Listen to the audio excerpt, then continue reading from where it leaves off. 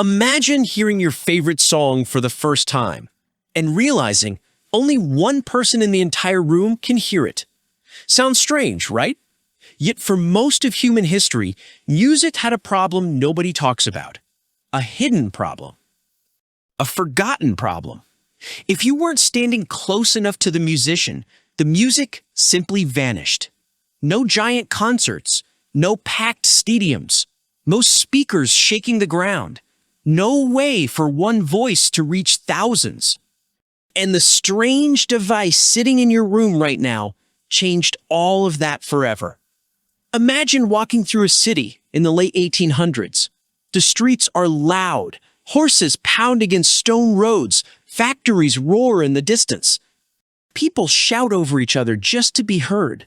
Now imagine a musician performing nearby. The melody drifts through the air. A few people close enough enjoy it. Everyone else hears almost nothing. Music lived and died within the limits of human hearing. If you wanted to hear a performance, you had to be physically present. There were no giant festivals, no outdoor concerts for thousands, no public announcements reaching entire crowds. Sound was trapped, small, fragile. A beautiful song could disappear into the wind before reaching half the audience. For ordinary people, music was often rare. Many heard live performances only a few times each year. Entire communities could be cut off from great artists simply because sound could not travel far enough.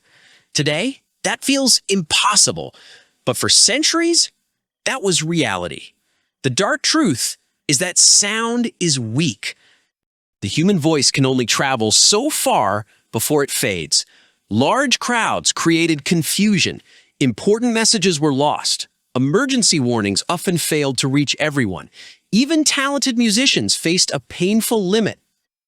No matter how beautiful their performance, only nearby listeners could fully experience it. This created strange barriers. Music belonged to small groups. Leaders struggled to address large audiences. Public events depended on people passing messages from one person to another. The farther away you stood, the less you heard. Sometimes entire performances became meaningless for people in the back. Human civilization was growing larger. Cities expanded. Crowds grew bigger. But sound remained trapped by the same ancient limitations.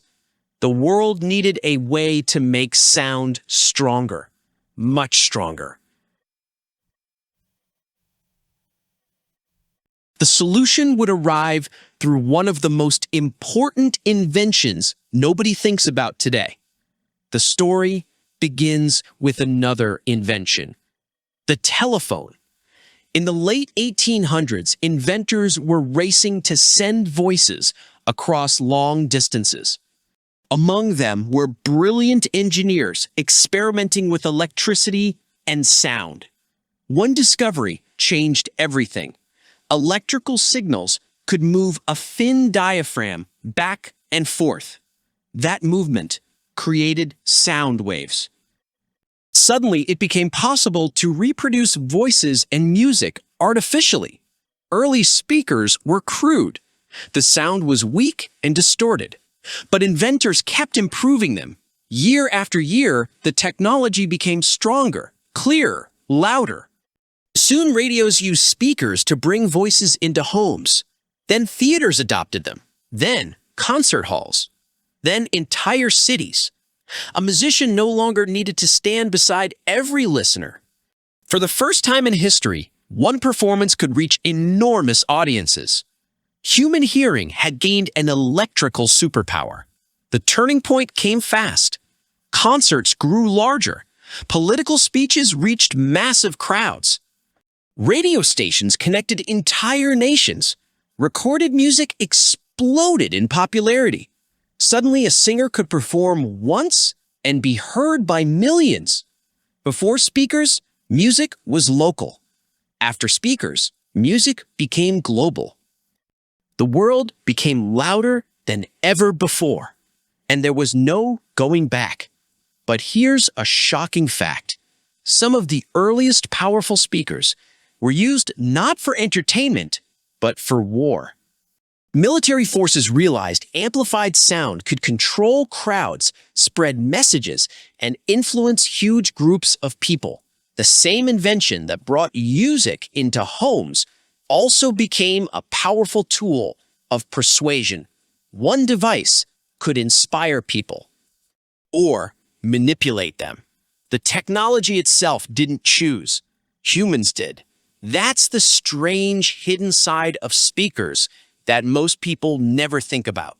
Today, speakers are everywhere, in phones, cars, televisions, headphones, smart devices. Most people barely notice them, yet every concert, every movie soundtrack, every podcast, and every song depends on an invention that solved a forgotten problem centuries old. The irony is almost unbelievable. The device created to make sound louder has become so common that we hardly hear it anymore. The next time music fills a room, remember this: without speakers, most of the songs that shaped modern culture could never have reached the world. A small vibrating piece of technology quietly transformed human history, and now it speaks so often that we've forgotten it was ever silent.